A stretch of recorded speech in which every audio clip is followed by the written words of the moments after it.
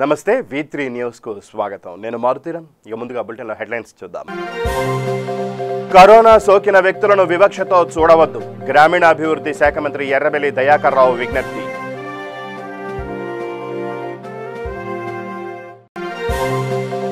ప్రముఖ వాగ్గేయకారుడు వంగపండు ప్రసాదరావు కన్నుమూత.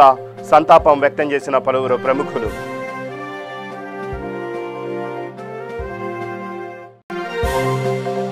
గుంటూరు జిల్లా వినుకొండలో ఎమ్మెల్యే బొల్లా బ్రహ్మనాయుడు సమీక్ష. కోవిడ్ నివారణపై అధికారులతో చర్చించిన ఎమ్మెల్యే.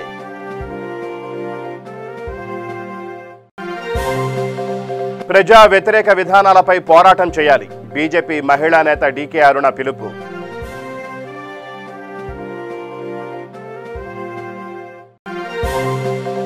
హైదరాబాద్లో సుచిత్ర అకాడమీ ఆధ్వర్యంలో ఆన్లైన్ ఫిట్నెస్ క్లాసులు ప్రారంభం. ముఖ్య అతిథిగా హాజరైన world badminton champion PV Sindhu. బులెటిన్లో డీటెయిల్స్ చూస్తే, కరోనా సోకిన వ్యక్తులను వివక్షతో చూడవద్దని పంచాయతీరాజ్ గ్రామీణాభివృద్ధి శాఖ మంత్రి ఎర్రబెల్లి దయాకర్ రావు అన్నారు. జనగామ జిల్లా దేవరుప్పుల మండల ప్రజా పరిషత్ కార్యాలయంలో కళ్యాణ లక్ష్మి, షాదీ ముబారక్ చెక్కుల పంపిణీ చేశారు. అనంతరం మంత్రి మీడియాతో మాట్లాడుతూ ప్రతి ఒక్కరూ మాస్క్ తప్పనిసరిగా ధరించాలని, మాస్కులు లేకుండా తిరిగితే 1000 రూపాయల జరిమానా విధించాలని అధికారులకు సూచించారు. ఈ కార్యక్రమంలో తీగల దయాకర్, పల్లా సుందర్ రామిరెడ్డి, బస్వా మల్లేష్ తదితరులు పాల్గొన్నారు.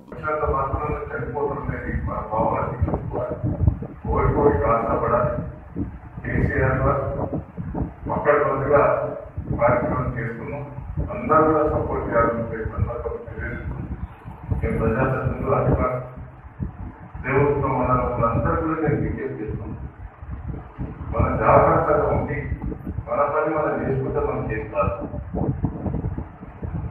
నేను అందరికీ కూడా రిక్వెస్ట్ చేస్తున్నాను. ప్రజాప్రతినిధులు కానీ అందరూ కూడా గ్రామాల్లో కూడా అభివృద్ధి తిరుగుతాం. నేను ఎస్ఐసి చెప్తున్నాను. మాస్క్ లేకుండా తిరిగినా పైన ఏంటి మొహమాటం లేదు, తీసుకొచ్చి పోలీస్ స్టేషన్ పెట్టండి. అవసరమైతే చేస్తే జైలు పంపించి ఏర్పాటు చేయాలి.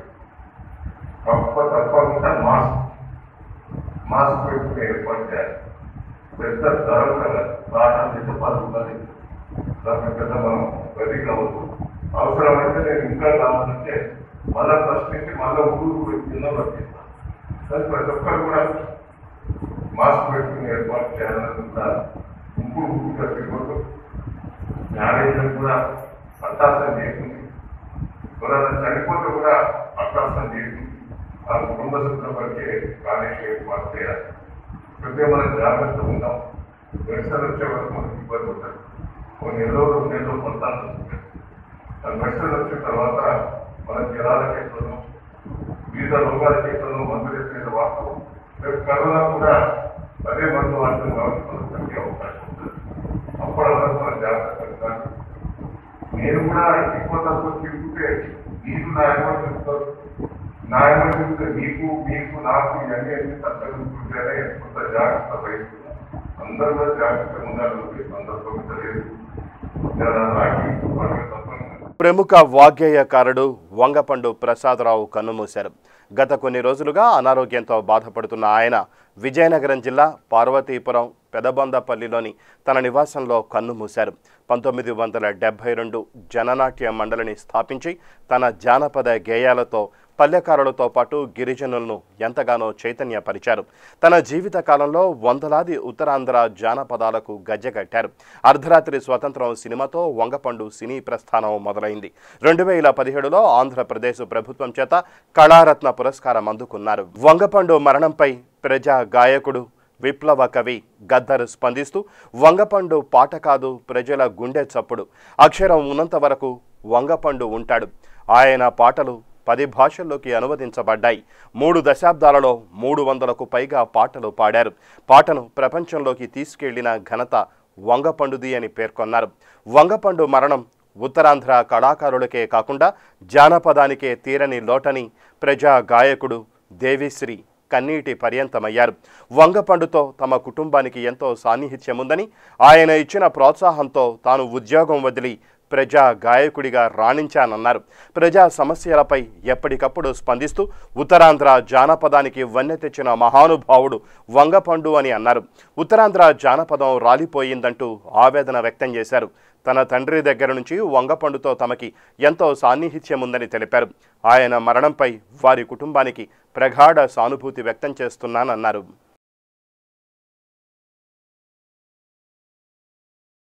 గుంటూరు జిల్లా వినుకొండ నియోజకవర్గంలో రోజురోజుకు పెరుగుతున్న కరోనా కేసుల నివారణకై శాసనసభ్యులు బొల్లా బ్రహ్మనాయుడు వైద్యులు అధికారులతో సమీక్ష ఏర్పాటు చేశారు.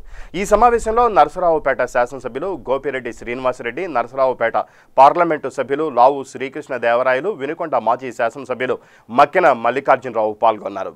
కోవిడ్ పైన దేశవ్యాప్తంగా కూడా మనం వివిధ లెవెల్స్లో ఒక్కొక్క విధంగా మనం ముందుకు వెళ్ళడం జరిగింది. మొదటిగా లాక్డౌన్ చేయడం కానీ, లాక్డౌన్ అయిపోయిన తర్వాత మనం అందరం కూడా చూసాం ఏ విధంగా మనం హయ్యెస్ట్ నెంబర్ ఆఫ్ టెస్ట్ దేశం మొత్తంలో ఏ స్టేట్లో కూడా జరగట్లేదు కూడా. అలా కాకుండా ఆంధ్ర రాష్ట్రంలో మాత్రమే హయ్యెస్ట్ నెంబర్ ఆఫ్ టెస్ట్ జరుగుతూ ఉన్నాయి. దాదాపు ప్రతిరోజు కూడా 56,000 మందికి టెస్టులు చేస్తూ ఉన్నారు. కోవిడ్ టెస్ట్ చేసి వారికి ఏ ట్రీట్మెంట్ అందించాలి, ఎక్కడ అందించాలి, ఏ హాస్పిటల్ చేర్పించాలి, ఇవన్నీ కూడా చేస్తూ ఉన్నాం లాస్ట్ గడిచిన 3 నెలల నుంచి. అయితే మనం అందరం కూడా అనుకున్నదే, ప్రపంచ దేశాలు అన్నింటిలో కూడా చూసిందే, ఒక స్టేజ్కి వచ్చిన తర్వాత, లాక్డౌన్ అయిపోయిన తర్వాత స్టేజ్కి వచ్చిన తర్వాత ఇవన్నీ కూడా ఇన్ఫెక్షన్స్ అన్నీ కూడా పీక్ స్టేజ్కి వస్తాయి. ఆ పీక్ స్టేజ్నే ఈరోజు మనము ఇండియాలో కానీ ఆంధ్ర రాష్ట్రంలో కానీ మనం చూస్తూ ఉన్నాం. ఆ పీక్ స్టేజ్కి వచ్చినప్పుడు కొద్దిగా ఇన్ఫెక్షన్ రేట్ ఎక్కువ అవుతుంది, ఎక్కువ పేషెంట్స్కి అది ప్రబలే అవకాశం ఉంది. ఈరోజు ఏదైతే లాక్డౌన్ సడలించిన తర్వాత మనం అందరూ కూడా కలుస్తూ ఉండటం వల్ల ఈ పీక్ స్టేజ్ అనేది ఆగస్టు సెప్టెంబర్ నెలలో ఉంటుందనేది అందరి అంచనా కూడా. దాంట్లో భాగంగానే ఇప్పుడు అందరూ కూడా చూస్తూ ఉన్నాం. దీన్ని ఏ విధంగా మనము ఎదుర్కొనాలి, ఇప్పటిదాకా టెస్టింగ్ చేస్తూ ఉన్నాము, హైయెస్ట్ నెంబర్ ఆఫ్ టెస్టింగ్. దాని తర్వాత స్క్రీనింగ్ చేసాము. స్క్రీనింగ్ అంటే మనం విలేజ్ వాలంటీర్స్ని ప్రతి ఇంటికి కూడా 2-3 సార్లు పంపించాము, స్క్రీనింగ్ అంతా చేసాము. దాని తర్వాత వాళ్ళకి ట్రీట్మెంట్ ఇప్పించాము. మొత్తం ప్రభుత్వమే బలాయించింది. ట్రీట్మెంట్ సెంటర్స్ అన్నింటిలో కూడా పెట్టేది, గవర్నమెంట్ మెడికల్ కాలేజ్లో కానీ, ప్రైవేట్ మెడికల్ కాలేజ్లో కానీ, గవర్నమెంట్ హాస్పిటల్స్లో కానీ అన్నింటినీ ఉపయోగించుకొని మనం ట్రీట్మెంట్ చేసాం.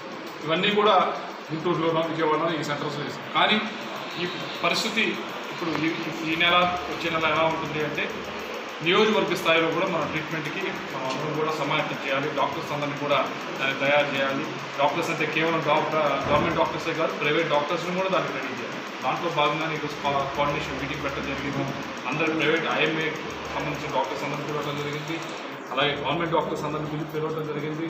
అలాగే అధికారులందరినీ కూడా, ఆర్టీఓ గారిని, మిగతా అధికారులు, కమిషనర్ గారిని, మున్సిపల్ కమిషనర్ గారిని, ఎంఆర్ఓ గారిని అందరినీ కూడా పిలవడం జరిగింది. రాష్ట్రంలో కేసీఆర్ ప్రభుత్వం అమలు చేస్తున్న ప్రజా వ్యతిరేక విధానాలపై పోరాటం చేయాలని డీకేఆర్ను పిలుపునిచ్చారు. విపత్కర పరిస్థితుల్లో ప్రజారోగ్యాన్ని గాలికొదిలేసి రాష్ట్రాన్ని అప్పుల్లోకి నెట్టిన టీఆర్ఎస్ ప్రభుత్వానికి బీజేపీ సరైన ప్రత్యామ్నాయమని తెలిపారు. నిజాంపేట మున్సిపాలిటీ ప్రగతి నగర్లో నూతనంగా నిర్మించిన బీజేపీ కార్యాలయాన్ని ఆమె ప్రారంభించారు. అనంతరం మీడియాతో మాట్లాడుతూ రాష్ట్రంలో కరోనా విజృంభిస్తున్న ప్రభుత్వం పట్టించుకోవట్లేదని, ప్రభుత్వ ఆసుపత్రుల్లో పూర్తి స్థాయిలో మెరుగైన వైద్యం అందించడంలో పూర్తిగా విఫలమైందని విమర్శించారు. అధికారంలోకి తెచ్చేదే లక్ష్యంగా పనిచేయాలనేటువంటి లక్ష్యంతో ఇక్కడ ఉన్నటువంటి కార్యకర్తలంతా ఏకమై మరి పార్టీ కార్యాలయం నుంచి కార్యక్రమాలు కొనసాగించాలనేటువంటి నిర్ణయం తీసుకొని కార్యక్రమాన్ని ఇక్కడ ప్రారంభించుకున్న ఈరోజు మరి ఆ భగవంతుని యొక్క ఆశీర్వాదం తప్పకుండా ఈ అందరు ఇక్కడ ఉన్నటువంటి నాయకులు, కార్యకర్తలతో పాటుగా ఈ రాష్ట్ర ప్రజలపై కూడా ఆ భగవంతుని ఆశీర్వాదం ఉంటుంది. ఈ నియంత యొక్క పాలన నుంచి విముక్తి కలుగుతుంది.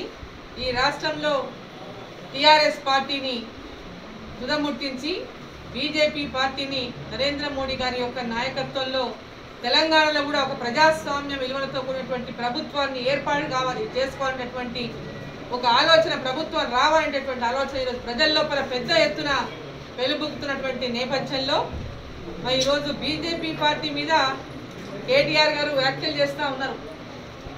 మనం బీజేపీ పార్టీని చూసి భయపడాల్సిన పని లేదు, దాన్ని పట్టించుకోవాల్సిన పని లేదు, కాంగ్రెస్ను పట్టించుకోండి అని చెప్తున్నారు.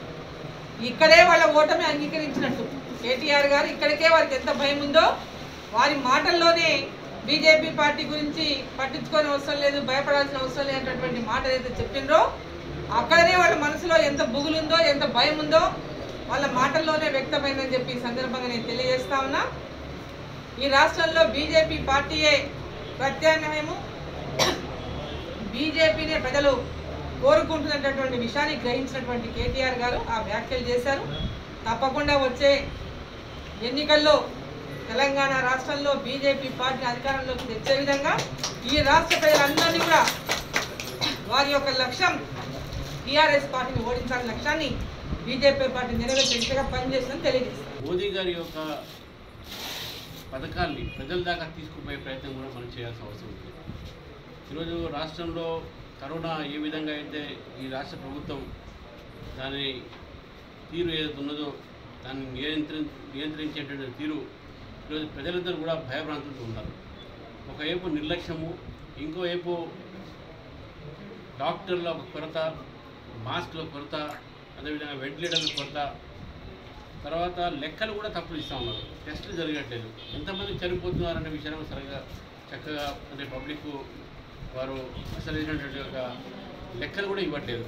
మనము చాలామంది చూస్తాము, పెద్ద నిన్న ఒక్కరోజే 10 మంది చనిపోవడం జరిగింది. కానీ చాలామంది ఇంకా ఎక్కువ మంది చనిపోయినటువంటి ఒక లెక్కలు ఈరోజు మనకు ఈ శ్మశాన వాటిక దగ్గర మనకు తెలుస్తూ ఉంది. మరి కోవిడ్ నుంచి చనిపోయినటువంటి లెక్కలు ఆపాల్సిన అవసరం ఏముంది, తప్పుడు లెక్కలు ప్రజలకు ఇవ్వాల్సిన అవసరం ఏముంది. కాబట్టి ప్రభుత్వము మొత్తం కూడా ఈరోజు తప్పిదం చేస్తూ ఉంది, తప్పుడు లెక్కలు ఇస్తూ ఉన్నది, టెస్ట్ చేయట్లేదు. తెలంగాణలో ఇతర ప్రాంతాల్లో కూడా కరోనా ఉన్నది, కానీ కరోనా ఉన్న టెస్టింగ్ చేస్తుంటే బయట పెడతా ఉంది. కరోనాను దృష్టిలో ఉంచుకొని మానసికంగా, శారీరకంగా చాలా దృఢంగా ఉండాలని, అప్పుడే ఈ భయంకరమైన పరిస్థితులను ఎదుర్కొనగలమని world badminton champion PV Sindhu అన్నారు. హైదరాబాద్లో సుచిత్ర అకాడమీ వారి ఆధ్వర్యంలో పిల్లలకు ఆన్లైన్ ఫిట్నెస్ క్లాసులను పివి సింధు ప్రారంభించారు. అనంతరం ఆమె మాట్లాడుతూ కోవిడ్-19 దృష్ట్యా ఆన్లైన్ క్లాసులతో సతమతమవుతున్న పిల్లలకు సుచిత్ర ఫిట్ కిడ్ అనే పేరుతో ఆన్లైన్ ఫిట్నెస్ క్లాసెస్ను ప్రారంభించడం అభినందనీయమన్నారు. ఇలాంటి కార్యక్రమాలను రూపొందించిన సుచిత్ర అకాడమీ ప్రిన్సిపాల్ దీపా కపూర్ మేనేజ్మెంట్కు ధన్యవాదాలు తెలిపారు.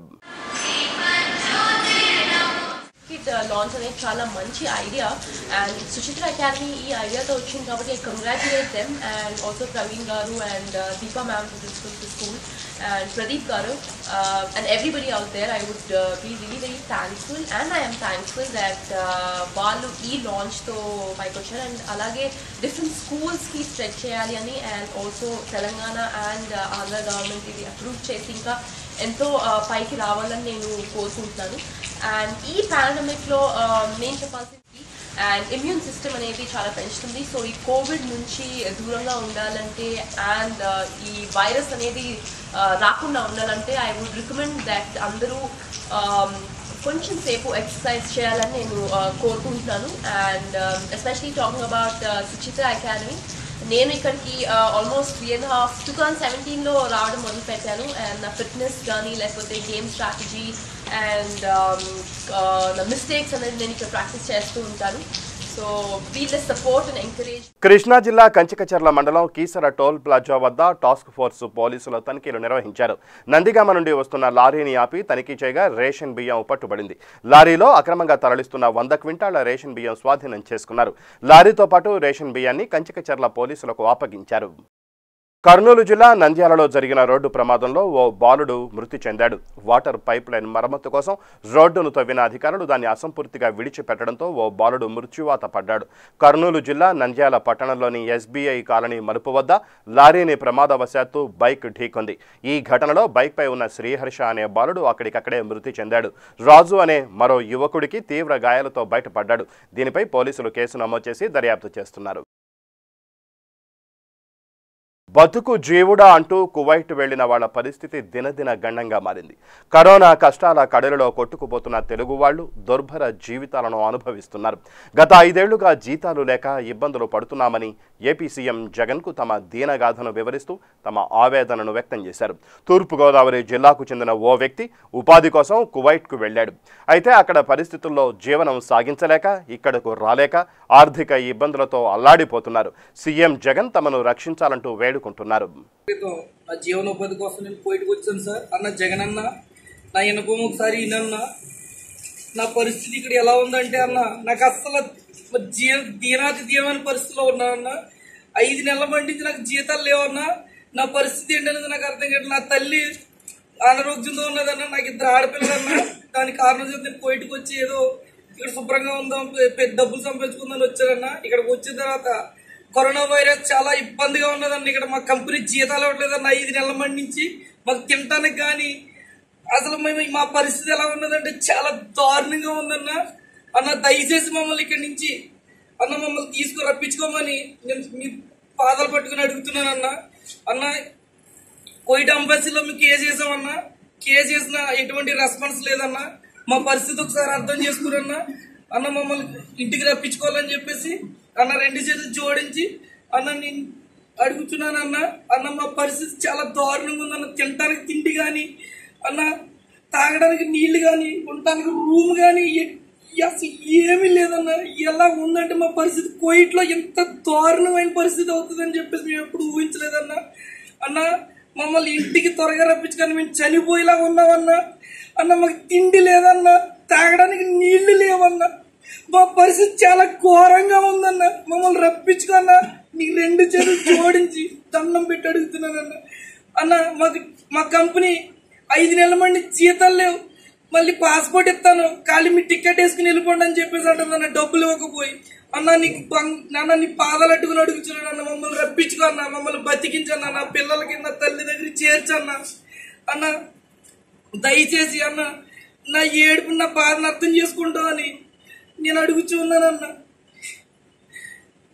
ఇదన్న నా పరిస్థితి. తెలంగాణ నుంచి 2 ఉన్నారన్న. వాళ్ళకు కూడా మీరు మాట్లాడతారన్నా. కేసీఆర్ గారితో మీకు మంచి సంబంధాలు ఉన్నాయన్నా, మీకు దోస్తుందన్నా. వాళ్ళతో కూడా మాట్లాడి ఇంకన్నా వీళ్ళందరూ ఇండియా నుంచి వచ్చినటువంటి వాళ్ళు అన్న మమ్మల్ని ఆదుకోండి అన్న. అన్న ప్రతి ఒక్క వీళ్ళందరినీ అన్న బ్రతికించండి అన్న. మమ్మల్ని మాకు తిండి పెట్టించండి అన్న. పోనీ కొంచెం అంబేసి నుంచి మాట్లాడి మా పరిస్థితి చాలా దారుణంగా ఉందన్న. ఇక్కడ మేము అసలు ఏమైపోవాలి అర్థం కావట్లేదన్న. మాకు కరోనా వైరస్ బయటికి వెళ్దామంటే కరోనా వైరస్ అన్న. మా పరిస్థితి చాలా దీనంగా ఉందన్న. అన్న నీకు దండం పెట్టి అడుగుతున్నానన్న. మమ్మల్ని రప్పించుకన్నా, మా బిడ్డల దగ్గర రప్పించన్నా. కర్నూలు జిల్లాలో దారుణ సంఘటన చోటు చేసుకుంది. ఓ గిరిజన మహిళపై 4 వ్యక్తులు సామూహిక అత్యాచారానికి పాల్పడ్డారు. భర్తను బంధించి వారు అఘాయిత్యానికి పాల్పడ్డారు. ఈ సంఘటన కర్నూలు జిల్లాలోని వెలిగోడులో జరిగింది. 4 దుండగులు గిరిజన మహిళ భర్తను చితకబాది బంధించారు. ఆ తర్వాత ఆ మహిళపై దురాఘాతానికి పాల్పడ్డారు. దీంతో దళిత సంఘాలు ఆందోళనకు దిగాయి. ఈ సంఘటన స్థానికంగా సంచలనం సృష్టించింది. దీనిపై ఆగ్రహం వ్యక్తం చేస్తున్న గ్రామస్తులు వెంటనే నిందితులను కఠినంగా శిక్షించాలని డిమాండ్ చేశారు. గ్రామం జమ్మినగర్ తాండా నా ఇల్లు. నేను గాలేటి దగ్గర బ్రిడ్జి దగ్గర నవంబర్ 31, 1918 నవంబర్ 31 నుంచి అక్కడ వాచ్మెన్గా డ్యూటీ చేస్తూ నా భార్యని నా తోడుగా అక్కడనే పనిపెట్టుకుంటా 2 కలిసి రాత్రిపూట అక్కడనే నిద్రపోతుండేవాళ్ళం. శుక్రవారం తెల్లారుజామున 1:05 నా పైన చెంచువళ్ళు 3 ఇద్దరు నా మీద పడి నన్ను క్రూరంగా కొట్టి నా భార్యను హింసించి నా భార్యను లాక్కెళ్ళి నా కళ్ళెదురుగానే నా భార్యను క్రూరంగా విచారం చేసి చాలా ఇబ్బందికరంగా చేసినారు. 11 గంటలకు 9:10 వచ్చేసి ఇక్కడ కేసు పెట్టినాను సార్ దగ్గర. పెట్టి జరిగిన విషయాన్ని సార్ తెలపరిచిన వారికి ఆయన ఎంక్వైరీ చేసి కేసు రాసుకుంటా అన్నాడు. జగిత్యాల జిల్లా కొడిమ్యాల మండలంలోని హనుమాన్ దేవాలయంలో సర్పంచ్ ఏలేటి మమతా నరసింహారెడ్డి ఆధ్వర్యంలో కరోనా నివారణ నిమిత్తం అఖండ దీపం వెలిగిస్తూ గోమాత పూజా కార్యక్రమం ఘనంగా నిర్వహించారు. పౌర్ణమి రోజున దేవాలయంలో గోమాతను పూజిస్తే సకల దేవతానుగ్రహం కలిగి సర్వపాప విమోచన కలుగుతుందని భక్తుల నమ్మకం. లోక కళ్యాణార్థం కోసం నిర్వహించే ఈ కార్యక్రమంలో ఆలయ కమిటీ సభ్యులు ఎల్లం శ్రీనివాస్, మల్లేశం, నిమ్మల రాజిరెడ్డి, విశ్వ బ్రాహ్మణ వడ్రంగి సంఘం అధ్యక్షుడు కంచర్ల రాజమురళి తదితరులు పాల్గొన్నారు.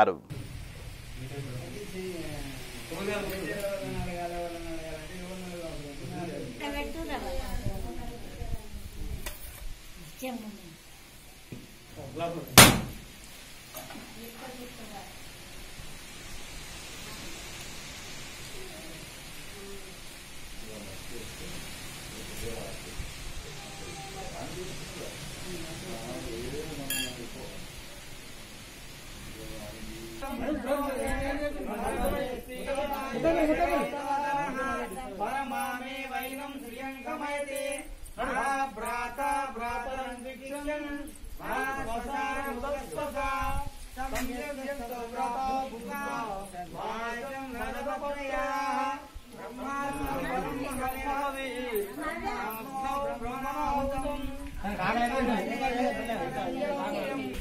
अमृतं पुरीं तस्मै ब्रह्माज ब्रह्मजा आयुकीर्तिं प्रजां ददुः वागधेय नैवैनं प्रणयते ब्राह्मणपौरुषेय उत्तरेतो ब्राह्मणो वै सर्वा देवताः सर्वाभिरेवैनं देवता धर्मरति यस्वा यावती वै देवता सा सर्वावेन निधि ब्राह्मणे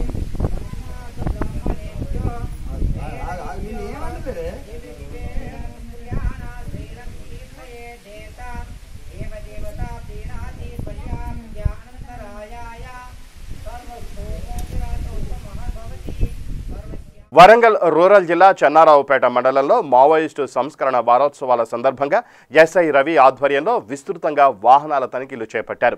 నర్సంపేట ఏసీపీ సూచనల మేరకు ప్రతిరోజు వాహనాలు తనిఖీలు చేస్తున్నట్లు ఎస్ఐ శీలం రవి తెలిపారు. అనుమానితులను అదుపులోనికి తీసుకుని విచారణ చేస్తామని ఎస్ఐ అన్నారు. దీనికి ప్రజలంతా సహకరించాలని కోరారు.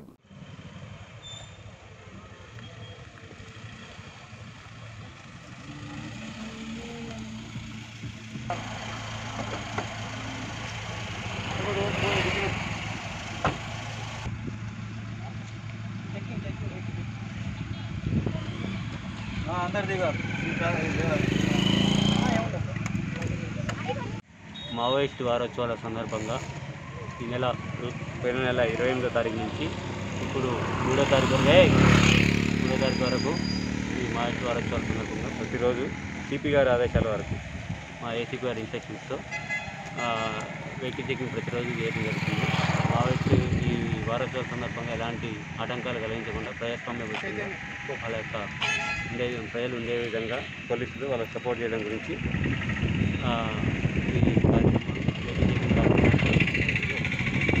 నిజామాబాద్ జిల్లా బోధన్ మండలం సాలూరా గ్రామ సమీపంలో పోలీసులు వాహనాల తనిఖీలు చేపట్టారు. ఇందులో భాగంగా వాహనాలకు సరైన ధృవపత్రాలు లేని కోవిడ్ నియమాలను పాటించని వాహనదారులకు 1000 రూపాయల జరిమానా విధించినట్లు ఏఎస్ఐ గంగాప్రసాద్ గౌడ్ తెలిపారు. ప్రతి ఒక్కరూ ప్రభుత్వ నియమాలను పాటించాలని, లేని ఎడల చట్టరీత్యా చర్యలు తీసుకుంటామని హెచ్చరించారు.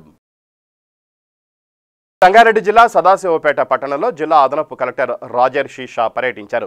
ముందుగా పట్టణంలో నిర్మిస్తున్న వైకుంఠ ధామాలు డంపింగ్ యార్డు పనులను పరిశీలించారు. నిర్ణీత గడువులోగా నిర్మాణం పూర్తి చేయాలని కాంట్రాక్టర్ను ఆదేశించారు.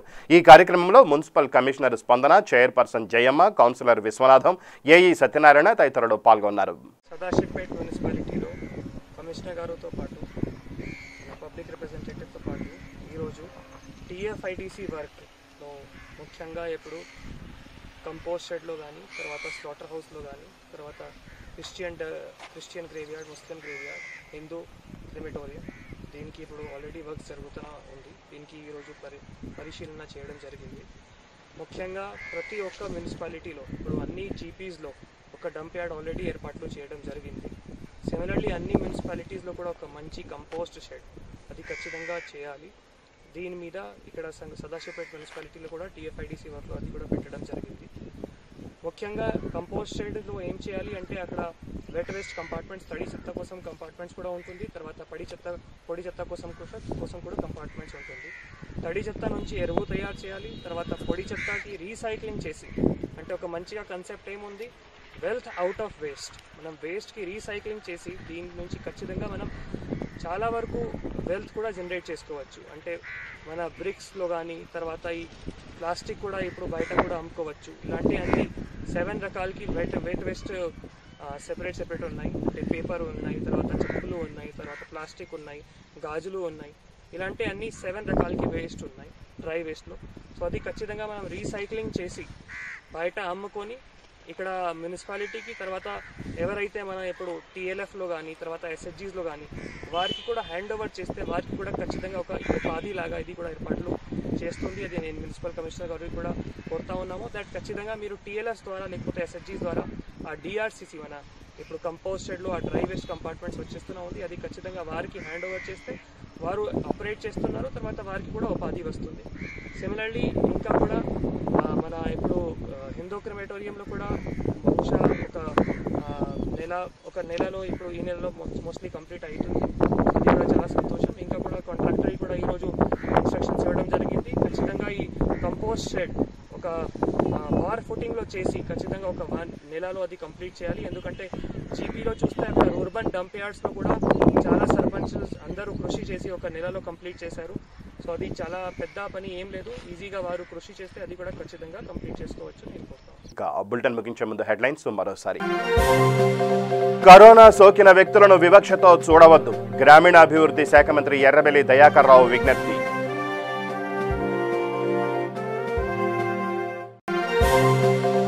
ప్రముఖ వాగ్గేయకారుడు వంగపండు ప్రసాదరావు కన్నుమూత, సంతాపం వ్యక్తం చేసిన పలువురు ప్రముఖులు.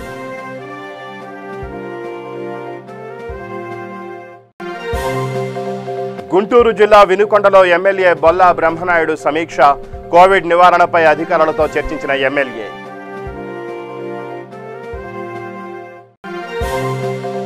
ప్రజా వ్యతిరేక విధానాలపై పోరాటం చేయాలి, బీజేపీ మహిళా నేత డీకే అరుణ పిలుపు.